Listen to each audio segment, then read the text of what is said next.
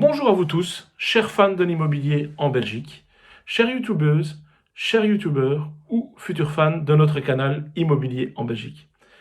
J'espère que vous allez bien en ces temps de Covid, Corona et tutti quanti, et je suis de toute façon de tout cœur avec vous. Je reçois régulièrement la même question par mes différents canaux sociaux, également dans ma profession d'agent immobilier. Les candidats acheteurs, investisseurs qui désirent se constituer un patrimoine en toute connaissance de cause me demandent « Guido, dans quel produit immobilier dois-je investir? Plutôt du neuf? Plutôt de l'existant ?» Je reçois cette question journalièrement et je ne vais certainement pas vous étonner en vous disant que la réponse n'est pas simple et dépend surtout de votre profil d'investisseur. Je vais dans cette vidéo faire une analyse objective des pour et des contre d'investir dans de l'ancien, de l'existant, et des pour et des contre d'investir dans du neuf, dans de la nouvelle construction en fait. Je suis sûr qu'après avoir vu cette vidéo, vous ne regarderez plus l'immobilier ancien et l'immobilier neuf du même œil. J'apprécierais même également que vous mettiez votre commentaire de cette vidéo, sans trop y avoir réfléchi. Quel est pour vous le meilleur investissement en ce moment? Est-ce que c'est l'IMO ancien ou l'IMO neuf qui vous attire? Et mettre les raisons qui vous poussent à choisir l'un ou l'autre type d'investissement. En ce qui me concerne, je mettrai également, dans un mois, ma préférence en commentaire de cette vidéo et les raisons de mon choix. Avant cela, je vous propose que nous regardions ensemble une petite présentation du canal immobilier en Wallonie-Belgique.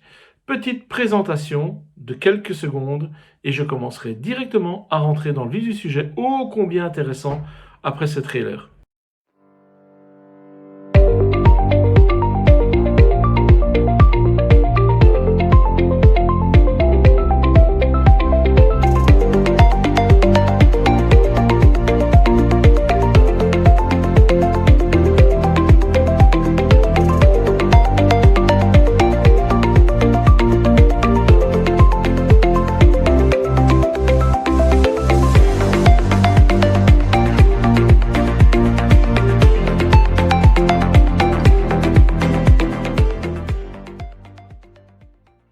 La question que tout investisseur se pose aujourd'hui, faut-il investir dans l'immobilier neuf, nouvelle construction, ou dans de l'ancien, de l'immobilier existant? Pour un investisseur lambda, acheter un bien neuf ou ancien ne permet pas d'obtenir le même rendement, le même résultat, mais n'offre pas non plus la même tranquillité en termes de gestion. Donc je vous propose d'examiner les pour et les contre de chaque type d'immobilier, l'achat d'un bien neuf ou existant pour l'investisseur comme pour le propriétaire occupant n'offre évidemment pas les mêmes avantages et inconvénients, notamment concernant donc le rendement, un critère important pour l'investisseur bien évidemment, et les avantages du neuf sont les suivants. Le neuf permet à l'investisseur évidemment d'acheter sans avoir trop à s'occuper durant les 10 prochaines années, voire davantage pour autant que l'immeuble ait été bien conçu. Il n'y a donc pratiquement pas d'entretien, outre la gestion locative. La nouvelle construction répondant également aux différentes normes, aux dernières normes environnementales et énergétiques.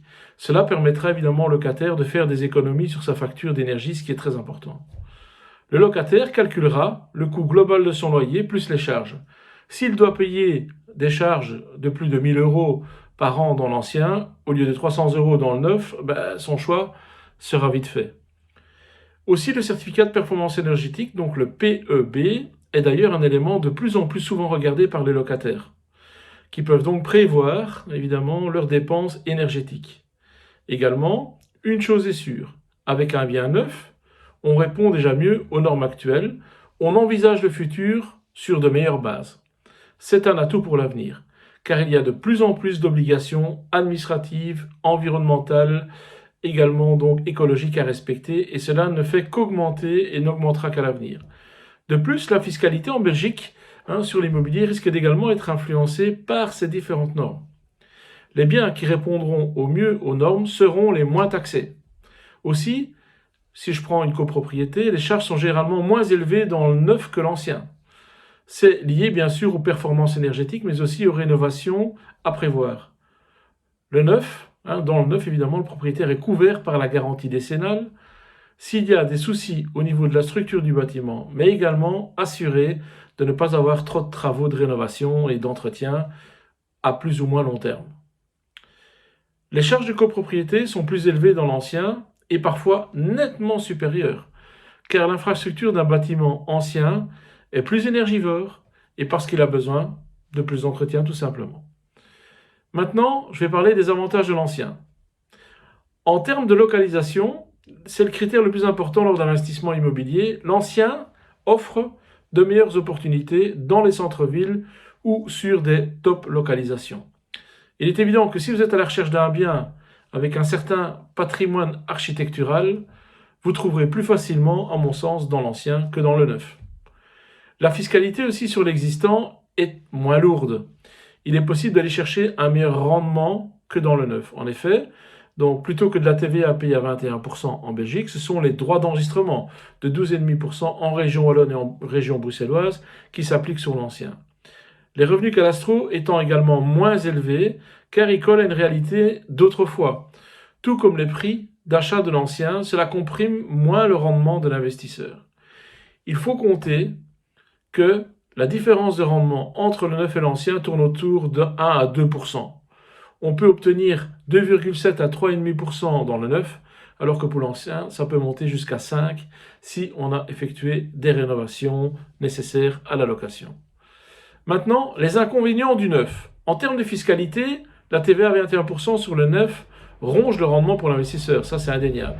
Le revenu cadastral des biens neufs étant calculé aujourd'hui, il colle plus aux réalités actuelles et il est également souvent bien plus élevé que dans l'ancien. Que ce soit la TVA ou le précompte immobilier, c'est-à-dire la partie du revenu cadastral que vous payez, ces impôts sont à charge du propriétaire.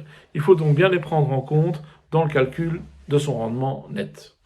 Comme expliqué juste avant, le rendement dans le neuf est presque toujours plus comprimé que dans l'ancien, à la fois par sa fiscalité plus lourde, mais aussi son prix d'achat plus élevé. Il faut aussi s'attendre à trouver des biens moins charmants que dans l'existant. Le neuf, c'est très formaté, très standardisé, avec souvent moins de charme que l'ancien.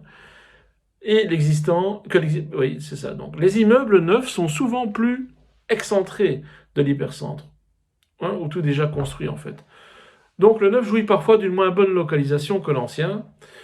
Encore une remarque est que le neuf est souvent plus petit aussi en termes de superficie habitable que l'ancien, et que pour certains candidats locataires, cela peut poser problème. Ça, c'est indéniable.